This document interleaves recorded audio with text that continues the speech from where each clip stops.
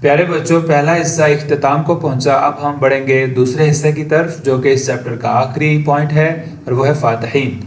فاتحین میں شامل ہیں موسیٰ بن نصیر اور طارق بن زیاد۔ پیارے بچوں، فاتحین کہا جاتا ہے فاتح کو۔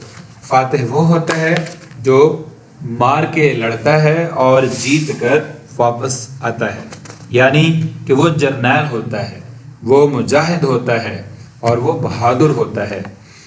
ایک بندہ اسلام قبول کرتا ہے، تعلیم حاصل کرتا ہے، اسلام قبول کر کے مسلمان ہو جاتا ہے، تعلیم حاصل کر کے عالم ہو جاتا ہے، لیکن ایک ایسا شخص جو مسلمان بھی ہو، عالم بھی ہو اور پھر مجاہد بھی ہو، بہادر بھی ہو، پھر اس کی شخصیت ہر لحاظ سے مکمل ہو جاتی ہے۔ یہ پوائنٹ آپ کے سلیبس میں اسی وجہ سے شامل کیا گیا ہے کہ آپ بھی اس کو سمجھیں، جانیں اور پھر اس کو اپنی شخصیت کا حصہ بنائیں اور اپنے اندر تمام خوبیاں پیدا کریں جو ہمارے بزرگوں میں پائی جاتی تھی۔ سب سے پہلے موسیٰ بن نصیر کا تعارف سنیے، سوانحی حالات دیکھیے، پھر ہم آگے بڑھیں گے۔ موسیٰ بن نصیر کا شمار نامور اور قابل فخر فاتحین میں ہوتا ہے۔ وہ ایک عظیم جرنیل ہونے کے ساتھ ساتھ ایک بہترین مصلح یعنی اصلاح کرنے والے اور اعلیٰ درجے کے مبلغ بھی تھے۔ موسیٰ بن نصیر کا آبائی خاندان عیسائی تھا اور شام و ایران کی سرحد پر واقع شہر عین التمر میں مقیم تھا۔ حضرت خالد بن ولید رضی اللہ تعالیٰ عنہ نے جب اس شہر کو فتح کیا تو موسیٰ بن نصیر کے والد کو گرفتار کر کے مدینہ منورہ بھیج دیا، جہاں انہوں نے اسلام قبول کر لیا۔ آپ کے والد حضرت امیر معاویہ رضی اللہ تعالیٰ عنہ کے عہد میں پولیس کے اعلیٰ افسر تھے۔ جب موسیٰ بن نصیر جوان ہوئے تو اس وقت اموی خلیفہ عبد الملک بن مروان کی حکومت تھی۔ پیارے بچوں، یہاں پہ سنتے چلے جائیں۔ نبی پاک صلی اللہ علیہ وسلم نے 63 برس کی زندگی گزاری، 40 سال کی عمر میں نبوت کا اعلان فرمایا، 23 سالہ نبوت کا ٹائم پیریڈ ہے۔ اس کے بعد خلفائے راشدین کا دور شروع ہوا، خلافت 30 سال تک رہی۔ اس کے بعد حکومت چلتی رہی اور بنی امیہ نے حکومت کی، اس کے بعد بنو عباس نے کی۔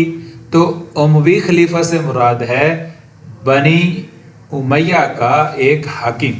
تو موسیٰ بن نصیر جس وقت پیدا ہوئے، جس وقت اپنی جوانی کی عمر کو پہنچے، تو اس وقت اموی خلیفہ عبد الملک بن مروان تخت نشین تھا۔ خلیفہ نے موسیٰ بن نصیر کی قابلیت دیکھ کر انہیں خراج کی وصولی کی ذمہ داری سونپی۔ بعد میں انہوں نے اسلامی لشکر میں شامل ہو کر اعلیٰ فوجی تربیت حاصل کی۔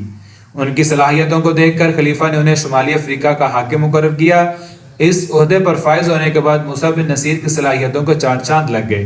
انہوں نے خلیفہ وقت سے درخواست کی کہ انہیں شمالی افریقہ کے شہر کیروان اور اس کے مضافاتی علاقوں پر فوج کشی کی اجازت دی جائے تاکہ وہ سرکش بربر قبائل کو فرما بردار بنا سکیں۔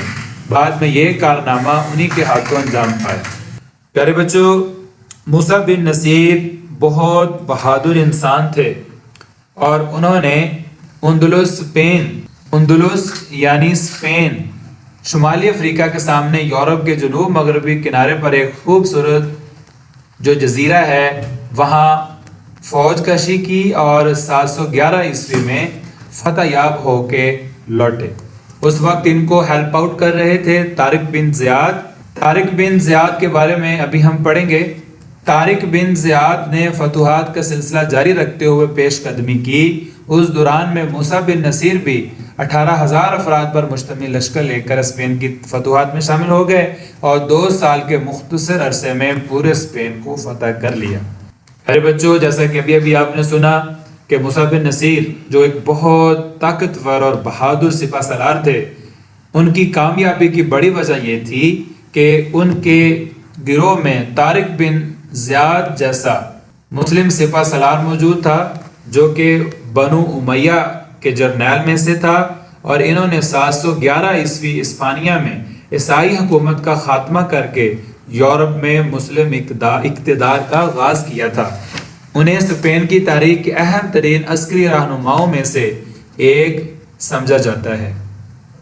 طارق بن زیاد کا شمار ان مسلم فاتحین اور سپہ سالاروں میں ہوتا ہے جن کی بہادری اور ہمت کے کارنامے تاریخ میں سنہری حروف سے لکھے جانے کے قابل ہیں۔ انہوں نے ایک مختصر سی فوج کے ساتھ ایک بہت بڑی فوج کو شکست دے کر دین اسلام کا پرچم بلند کیا۔ طارق بن زیاد کا لقب فاتح اندلس ہے۔ ان کی اس فتح سے اسلام یورپ کی سرزمین تک پہنچا۔ ارے بچوں، یہ تھے وہ ہمارے اکابرین جو ہمارے لیے ہدایت کے سر چشمے تھے، جن کی وجہ سے جن کو اسلام کی نسبت سے شہرت ملی اور جن کی کوششوں کے باعث اسلام دور دور تک شہرت پا گیا۔ اللہ تعالیٰ سے یہی دعا ہے کہ اللہ تعالیٰ ہمیں بھی ان ہدایت کے سر چشموں سے فیض حاصل کرنے کی توفیق عطا فرمائے۔